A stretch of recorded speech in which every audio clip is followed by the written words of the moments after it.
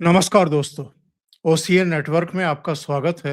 मैं हूं ओमकार चौधरी। मेरे साथ जुड़ गए हैं वीरेंद्र नाथ भट्ट नमस्कार। साहब। बहुत स्वागत है आपका वीरेंद्र जी।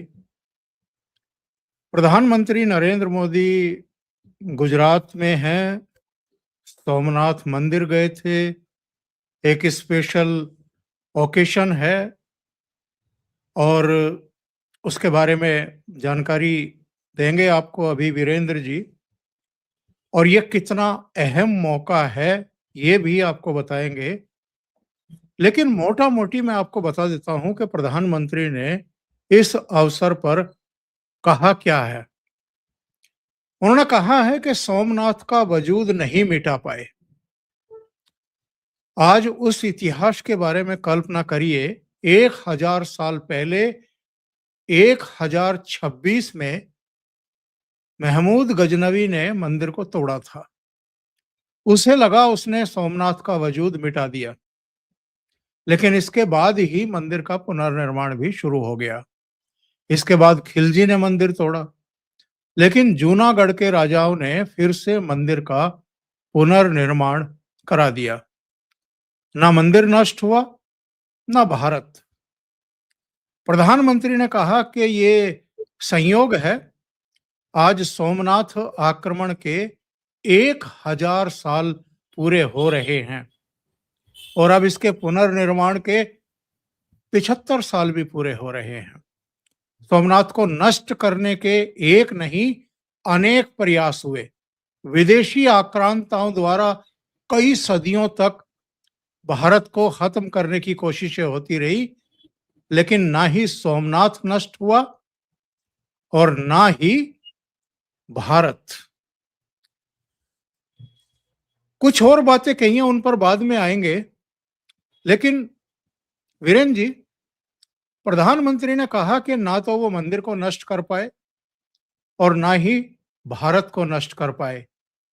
ये एक बड़ी साजिश आक्रांताओं की रही थी कि वो जो सनातन है, सनातन से जुड़े हुए आस्था के केंद्र हैं, उनको नष्ट कर दें। और एक तरीके से ये हिंदू आस्था में जो विश्वास रखते हैं, धर्म में जो विश्वास रखते हैं, उनको समूल नष्ट करने की एक बड़ी साजिश थी। देखिए, आज जो प्राइम मिनिस्टर के का तो ये तो पूरा भाषण बहुत महत्वपूर्ण है, लेकिन जो प्राथमिक तौर पे जो बातें मेरे दिमाग में हैं प्रमुख, पहली बात तो ये है कि 1986 में जब अयोध्या का ताला खुला और भारतीय जनता पार्टी का भारत की राजनीति में उभार शुरू हुआ, तब से एक डिबेट शुरू की गई, आइडिया ऑफ इंडिया क्या होगा।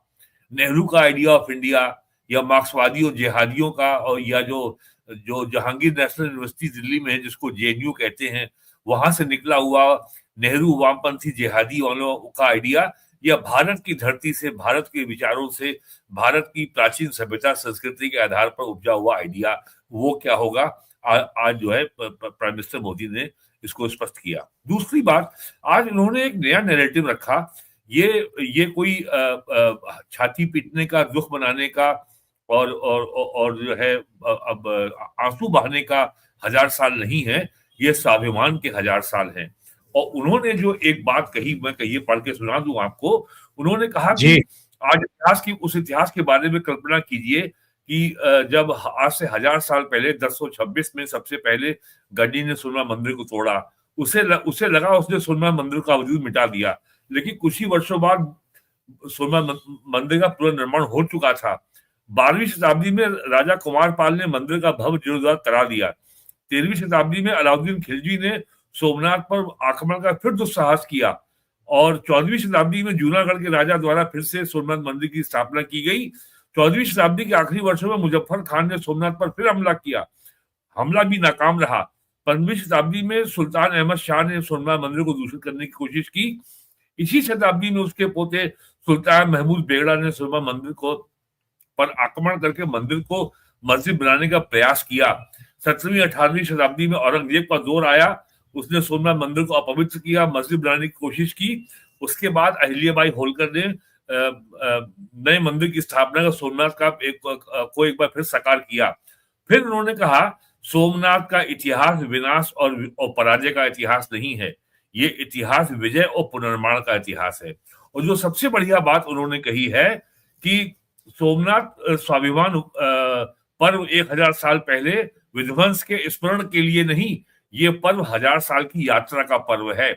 ये यात्रा भारत के अस्तित्व और स्वाभिमान का पर्व है, क्योंकि हमें हर कदम पर, हर मुकाम पर सोमनाथ और भारत में अनोखी समानताएं दिखती हैं।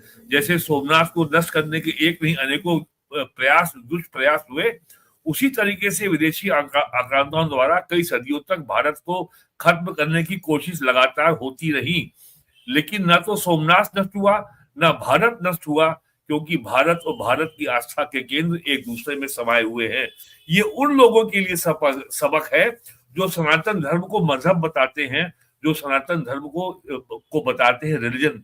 सनातन धर्म केवल धर्म है, ये संस्कृति है, हमारी दैनिक जीवन पद्धति है, जहां पे हम तुलसी के, बरगद के, आंवले के और पीपल के पेड़ की हम पूजा करते हैं, और हमारा प्रकृति से हमारा चोली दामन का साथ है।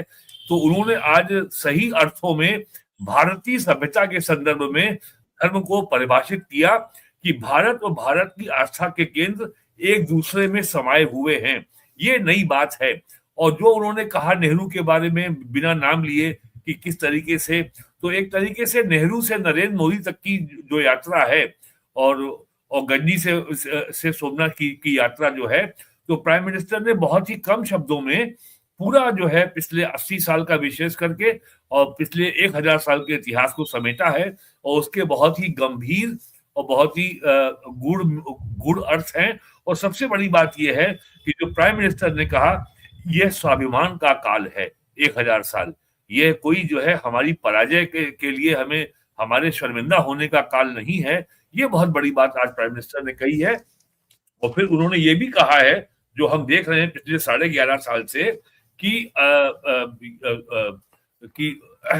जो जो जो ये कहा जाता है कि उन्होंने कहा कि आज भी हमारे देश में वो ताकतें मौजूद हैं, पूरी तरह सक्रिय हैं, जिन्होंने सोमनाथ मंदिर के पुनर्निर्माण का विरोध किया था। आज भी तलवारों की जगह दूसरे कुत्सित तरीकों से भारत के खिलाफ षड्यंत्र हो रहे हैं। इसलिए हमें और ज्यादा सावधान रहना है, खुद को शक्तिशाली बनाना है, हमें एकजुट रहना है, हर ताकत को हराना है जो हमें बांटने की साजिश कर रही है। यानी यहाँ पर भी हमें किसी का अहित नहीं करना है, हमें किसी को कमजोर नहीं करना है, हमें स्वयं को शक्तिशाली बनाना है।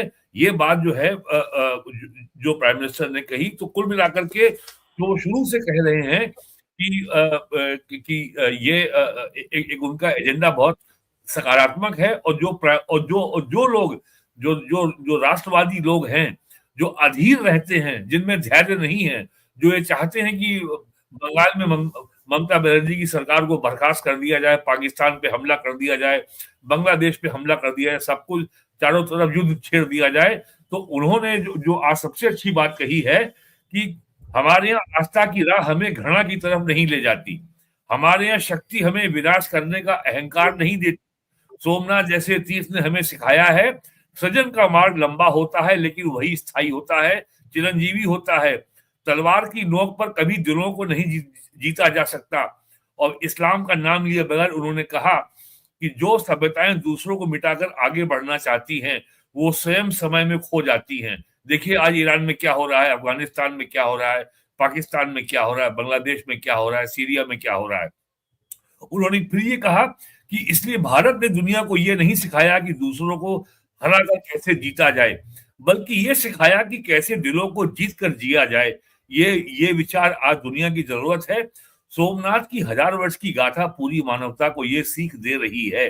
तो ये कुल मिलाकर के प्राइम मिनिस्टर ने जितने सकारात्मक तरीके से इतिहास की जो सबसे दर्दनाक और बहुत ही पेनफुल जो घटनाएं थी, जो करोड़ों हिंदुओं ने अपनी जान का जो आत्मोत्सर्ग किया, जो अपने प्राणों का बलिदान दिया, उस सबसे इतना सकारात्मक संदेश निकाल के जनता के बीच में पहुंचाना, मेरा मानना है कि ये आज के दिन प्राइम मिनिस्टर का बहुत ही सकारात्मक योगदान था देश की जनता के लिए। और उनके इस भाषण को लोगों को पढ़ना चाहिए। और ये तो जो है गवर्नमेंट की साइट पे मौजूद है, पीआईबी की साइट पे मौजूद है, और ये देखने वाली चीज है जी। देखिए, दो बातें जिनका अभी आपने भी जिक्र किया है एक हिस्से का। एक उनका ये कहना कि जब आक्रांता सोमनाथ पर अटैक कर रहे थे, उन्हें लग रहा था कि उनकी तलवार सनातन सोमनाथ को जीत हाँ रही है। हाँ लेकिन वे मजहबी कट्टरपंथी ये समझ ही नहीं पाए कि जिस सोमनाथ को वो नष्ट करना चाहते थे, उसके नाम में ही सोम अर्थात हाँ, अमृत दिया हुआ है। सोम माने अमृत है।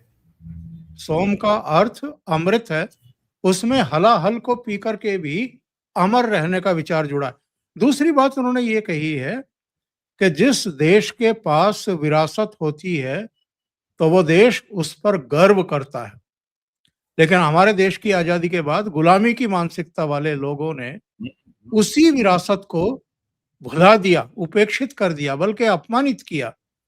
जब सरदार पटेल ने सोमनाथ के पुनर्निर्माण की शपथ ली, तो उन्हें भी रोकने की कोशिश की गई।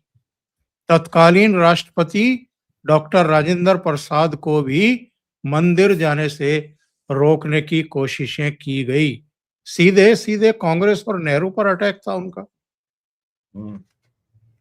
नहीं नहीं, आज उन्होंने, मैं उस पे आपकी उस बात पे आता हूं जो प्राइम मिनिस्टर ने कहा, जो आपने अभी जिक्र किया, ये समय का चक्र है।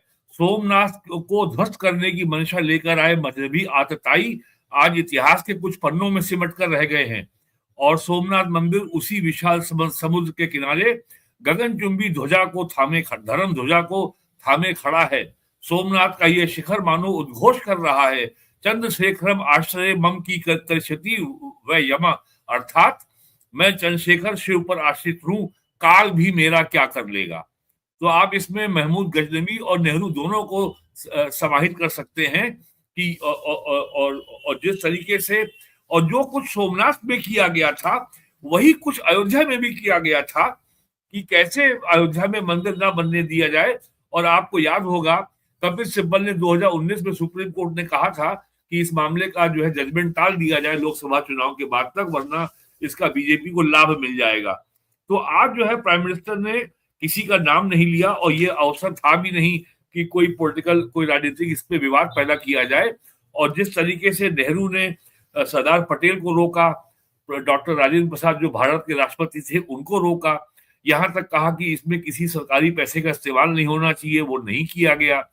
और उसके लिए जनता से धन जुटाया गया। 1800 करोड़ रुपए से अधिक खर्च हुआ अयोध्या के राम मंदिर में, उसमें भी सारा जनता का पैसा आया है। और अभी भी जो है सोने की अभी हाल में ही पिछले महीने कई कई क्विंटल की सोने की मूर्ति आई है। तो और वहां पे 1.5-2 करोड़ दर्शक तो वहां पे हर महीने वहां तीर्थयात्री हर महीने आ रहे हैं। तो अयोध्या में तो एक तरीके से धन की वर्षा हो रही है। और प्राइम मिनिस्टर के आज के इस कार्यक्रम के बाद तो वैसे सोमनाथ में धन की कोई कमी नहीं है, वहां भी धन की वर्षा पिछले 80 सालों से हो रही है। 75 ईयर्स उसको बने हो जाएंगे। तो भारत सनातन भूमि रही है। और ये जो जो हम अब तक कहावत सुनते आए थे कि भारत सोने की चिड़िया है, और आज जो सबसे बड़ी बात पीएम ने कही है कि ये कहा जाता है कि महमूद गजनवी केवल सोना लूटने आया था। अगर वो सोना लूटने आया था तो 1026 में एक बार लूटने के बाद मंदिर को लूटने का, मंदिर को तोड़ने का सिलसिला रुक जाना चाहिए था। लेकिन ये अगले 800 साल क्यों जारी रहा? इसका मतलब उनका उद्देश्य केवल सोना लूटना नहीं था, उनका उद्देश्य सनातन संस्कृति का समूल नाश करना था। और ये क्या काम रुक गया है? अभी ये काम आज भी जारी है। ये इंडिया अलायंस और ये आपका डीएमके और आरजेडी और कांग्रेस, ये सारी के सारे जो है कम्युनिस्ट जिहादी आज इंडिया अलायंस के नीचे एक हो गए हैं। इनका क्या लेना देना है? ये लोग आज तक वो केवड़िया में गुजरात में जो सबसे बड़ी विश्व की मूर्ति सरदार पटेल की है, वहां पर भी आज तक कोई कांग्रेस का नेता नहीं गया। अरे भाई, आपको राम से द्वेष है, आप अयोध्या मत जाइए, लेकिन सरदार पटेल तो इस देश के आइकॉन थे, इस देश के महापुरुष थे। आज उन्होंने आजादी के बाद भारत में 568 रियासतें थी जिनका भारत राष्ट्र में विलय नहीं हुआ था। और ये सारा और ये इतना कठिन कार्य सरदार पटेल ने किया। हैदराबाद का भी इंक्लूजन जो है जो का भी विलय भारत में 47 अगस्त में नहीं हुआ था, पुलिस एक्शन के बाद हैदराबाद का विलय हुआ है, वो सरदार पटेल के कारण ही हुआ है। सरदार पटेल का को जो कहा जाता है आयरन मैन ऑफ इंडिया, वो उसका यही ठोस आधार है कि उन्होंने भारत के एकीकरण के लिए कड़े फैसले किए। सरदार पटेल कभी भी कश्मीर में को पाकिस्तान को दिए जाने के पक्ष में नहीं थे। नेहरू उसको यूएनओ में ले गए और सरदार पटेल ने उनको रोका कि आकाशवाणी में इस तरह की घोषणा मत कीजिए, लेकिन नेहरू जा चुके थे तब तक। तो ये तो सब इतिहास में दर्ज है। नहीं, इनका तो वश नहीं चलता, वरना ये तो मोदी जी की बनाई हुई नई पार्लियामेंट में भी ना जाए। आप तो सरदार पटेल की स्टैचू पर जाने की बात कर रहे हैं। मैं अभी दो घटनाएं हुई हैं। एक वो हुमायूं कबीर करके है जो बंगाल में हाँ, विधायक मुर्शिदाबाद का। में हाँ, मुर्शिदाबाद में बाबरी मस्जिद बनवा रहा है। हाँ, दूसरी घटना कल अयोध्या में हुई, कल हुई या आज हुई, जिसमें एक कल हुई। जम्मू कश्मीर का एक युवक जो है, नौजवान भी हम्म, क्या, वो तो 40-50 साल का है, तो वो हम्म। राम मंदिर में घुस गया और सीता रसोई के पास उसने नमाज पढ़ने की कोशिश की। तो इनका जो दुस्साहस है वो कम होने का नाम तो नहीं ले रहा है भट्ट साहब। देखिए, आज से 4 साल पहले गोरखपुर में जो गोरख पीठ है, जहाँ के प्रमुख जहाँ की पीठाधीश्वर योगी आदित्यनाथ जी हैं, वहां पर भी एक मुस्लिम ने हमला किया था और वो आईआईटी ग्रेजुएट था। उसके बारे में कहा गया था कि वो मानसिक रूप से विक्षिप्त है, मेंटली डिरेंज्ड है। और यही बात इस कश्मीरी के बारे में भी कही जा रही है।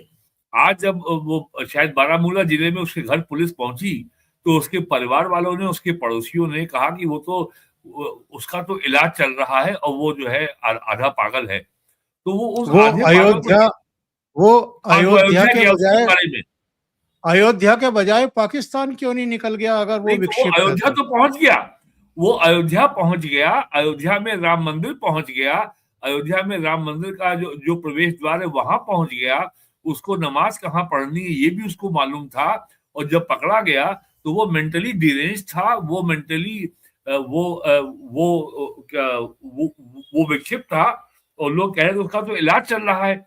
लेकिन ठीक है, वो यूपी आ गया है, अब उसका इलाज ठीक से हो जाएगा। योगी सर, एक बात और जोड़नी थी। जो प्राइम मिनिस्टर ने आज जो कहा ना कि हमारे इतिहास में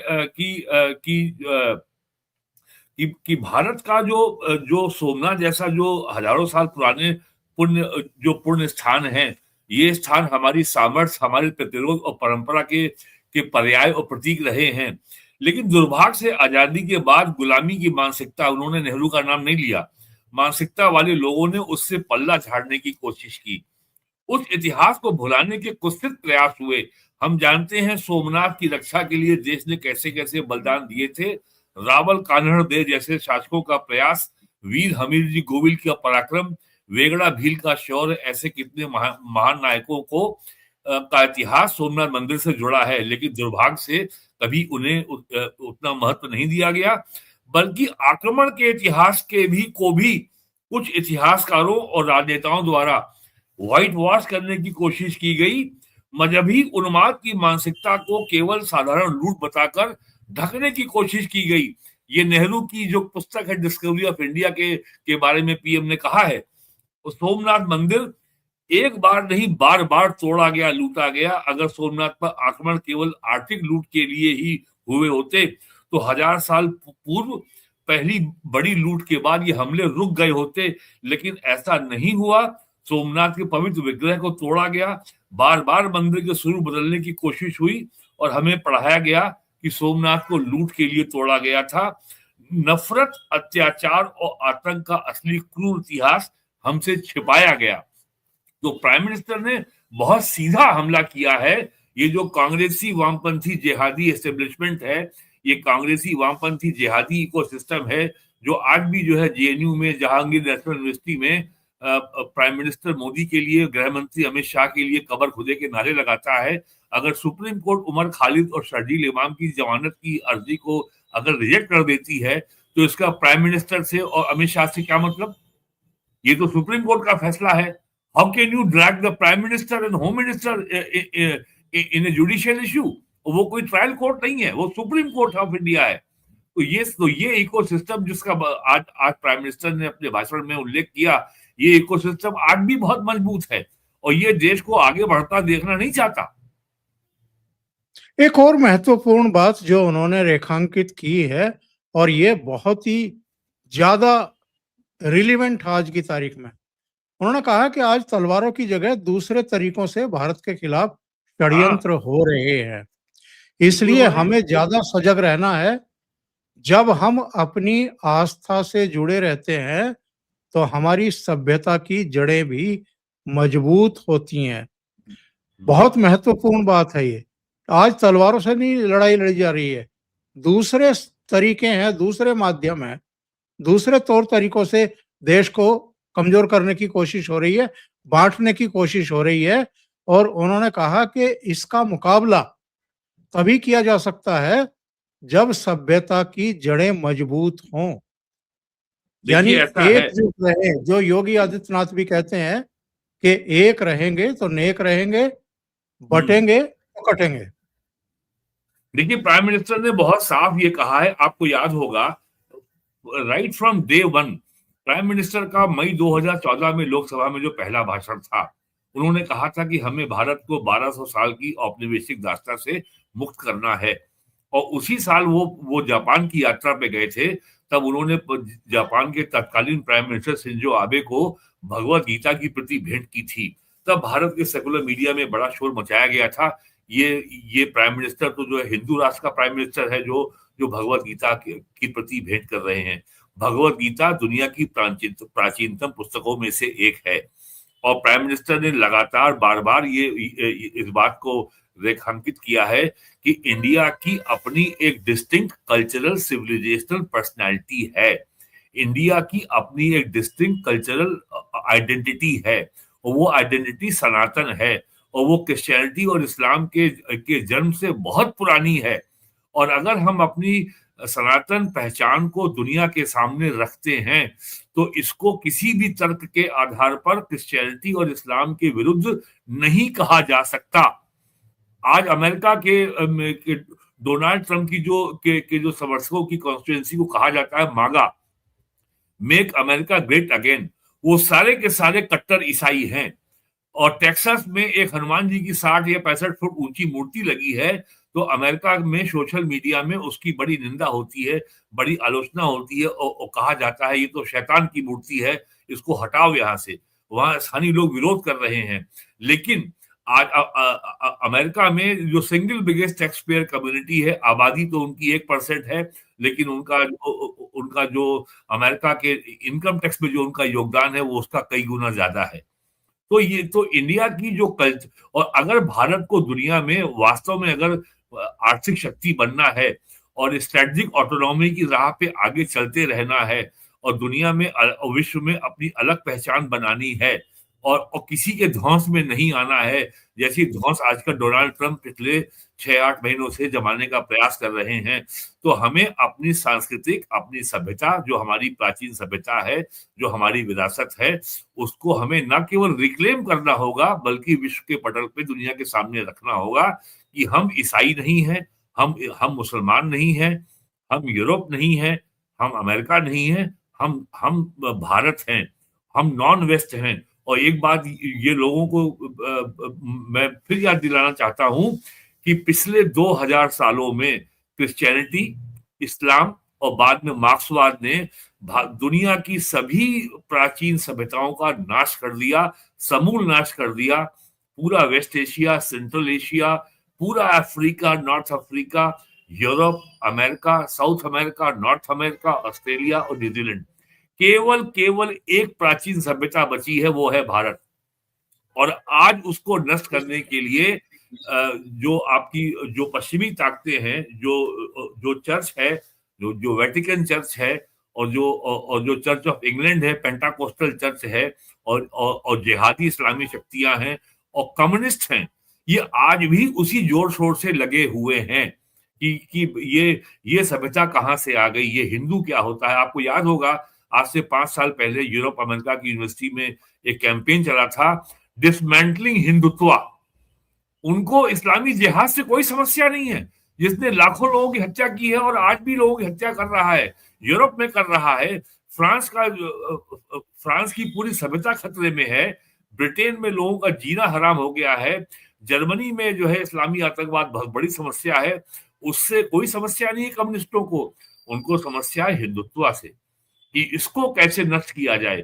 तो प्राइम मिनिस्टर केवल जो भारत की न केवल जो हमारी प्राचीन सभ्यतागत हमारे जो हमारा व्यक्तित्व है, जो हमारी पहचान है, न केवल उसको वो रिक्लेम करने का प्रयास कर रहे हैं कि करने के लिए कार्य कर रहे हैं, बल्कि उसकी पुनर्स्थापना के लिए भी वो लगातार प्राइम मिनिस्टर उसके लिए काम कर रहे हैं। और आपको याद होगा नवंबर और दिसंबर पिछले वर्ष प्राइम मिनिस्टर ने 2 बार कहा था कि 1835 में थॉमस बॉबिंगटन मैकाले ने भारतीय शिक्षा व्यवस्था को समाप्त करके पश्चिमी शिक्षा व्यवस्था को लागू किया था।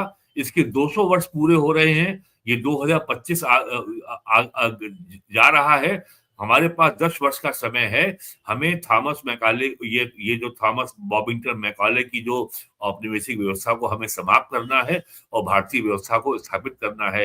एक तरीके से जो भारत में जो पंच मक्कार हैं, मुल्ला, मैकाले, मिशनरी, मार्क्सवादी और मीडिया, पांचों से इस देश को लड़ना है। तभी भारत की सभ्यता की का जो प्राचीन गौरव है वो स्थापित हो सकता है, और बिना उसकी स्थापना के भारत कभी भी शक्तिशाली राष्ट्र नहीं बन सकता। और ये बार बार पीएम ने आज कहा कि हमें शक्तिशाली किसी को नष्ट करने के लिए, किसी को लूटने के लिए नहीं बनना है। हमें केवल अपने गौरव को बढ़ाना है, हमें अपने समाज को आगे बढ़ाना है, हमें अपने देश को आगे बढ़ाना है, हमें अपने देश के लोगों के जीवन को समृद्ध बनाना है। और यही बात कल जो है नेशनल सिक्योरिटी एडवाइजर ने शनिवार को दिल्ली में कही, अजीत डोभाल ने, कि हमें इतिहास का प्रतिशोध लेना है। उन्होंने ये भी कहा कि बदला तो शब्द जो है बहुत हार्श वर्ड है, तो उन्होंने कहा हमें इतिहास का प्रतिशोध लेना है। तो कल जो है अजीत डोभाल और आज ये प्राइम मिनिस्टर का स्पीच, इसको लेकर के पूरी दुनिया में इसका संज्ञान लिया गया है। और खास करके आज जो है प्राइम मिनिस्टर ने, मैं तो कहूंगा कि डोनाल्ड ट्रंप को बहुत बढ़िया जवाब दिया है कि तुमसे हमारा व्यापार $50 बिलियन का है, हम एक्सपोर्ट करते हैं, ठीक है, हम इसके बिना जी सकते हैं। और ट्रंप साहब अब बौखलाए हैं कि हमने जो है जुलाई में 25% टैरिफ लगाया, फिर अगस्त में लगाया तो 50% हो गया, और वो 500% करने की सोच रहे हैं। लेकिन इंडिया का जीडीपी ग्रोथ तो 8.2% हो गया। और आज दुनिया ये मान चुकी है, आईएमएफ भी मान चुका है, जिसका मुख्यालय वॉशिंगटन में है, कि भारत जो है विश्व की फास्टेस्ट ग्रोइंग इकोनॉमी है। तो ये केवल प्राइम मिनिस्टर के धैर्य का परिणाम है कि कोई भी चुनौती आए, उन्होंने कहा ठीक है, आइए तो मुकाबला करेंगे। और अमेरिकन इकोनॉमिस्ट कह रहे हैं कि ट्रंप ने भारत के ऊपर 50% टैरिफ लगा करके प्राइम मिनिस्टर मोदी को एक क्राइसिस उपहार में दे दिया है। और प्राइम मिनिस्टर इस तरह के उपहार को, इस तरह के क्राइसिस को झेलने की उनकी ये उनके जीवन का, ये उनके सामान्य जीवन का हिस्सा है। He will handle that. Actual में क्या है कि जब से नरेंद्र मोदी देश के प्रधानमंत्री बने हैं, देश आर्थिक रूप से सक्षम हुआ है, लोगों के जीवन में परिवर्तन आ रहा है, और 4th लार्जेस्ट इकोनॉमी आज की तारीख में है। अगले कुछ सालों में 3rd लार्जेस्ट इकोनॉमी बनने वाले हैं। इस चीज को पचा नहीं पा रहे हैं अमेरिका के राष्ट्रपति, और दूसरा, और डॉलर की सत्ता खत्म होने जा रही है, ये भी नहीं पचा पा रहे हैं। लेकिन इसके साथ साथ भट्ट साहब ये तो मानेंगे कि जो हमारी विरासत है, जो हमारे आस्था के प्रतीक हैं, केदारपुरी हो, उज्जैन का महाकाल नगरी हो, आपका सोमनाथ मंदिर हो, इसी तरह मथुरा, काशी, अयोध्या में भगवान राम का मंदिर हो, इन सब की पुनर्स्थापना और पुनर्प्रतिष्ठापना करके उन्होंने एक बहुत बड़ा संदेश पूरी दुनिया को दे दिया है। जो आक्रांता हैं, जो सनातनियों पर तरह तरह के अत्याचार करते रहते हैं, षड्यंत्र रचते रहते हैं, उनको भी और पूरी दुनिया को। जो एक कहना चाहिए कि हीन भावना की जो एक ग्रंथि थी ना हमारे शासकों में कि पूजा पाठ से दूर रहना ये है। हीन भावना हमारे अंदर भरी गई है। जी हाँ, तो उससे तो कम से कम अब वो निकाल करके बाहर ले आए हैं देश को। और जो थोड़ा बहुत अभी भी हिचकिचा रहे हैं, अभी भी तुष्टीकरण की राजनीति कर रहे हैं, मुझे लगता है अगले 5-7 साल में इन लोगों को भी इसी रास्ते पर आना पड़ेगा अपने सर्वाइवल के लिए। चौधरी साहब, भारत में पिछले 10 सालों में जितनी तेजी से सनातन अर्थव्यवस्था का पुनर्जागरण हुआ है, जिस तेजी से सनातन अर्थव्यवस्था का रिवाइवल हुआ है, केवल 2 शहर हैं, दो नगर हैं, काशी और अयोध्या, और तीसरा है मथुरा। और एक जो शहर में जो सनातन अर्थव्यवस्था बहुत तेजी से रिवाइव हो रही, वो है संभल। वहां पे 64 तीर्थ स्थान मिल गए हैं, वहां पे परिक्रमा यात्रा शुरू हो गई है, 19 कूप रिवाइव हो गए हैं। सनातन अर्थव्यवस्था हमेशा भारत में प्राचीन काल से राज्य के नियंत्रण से मुक्त थी।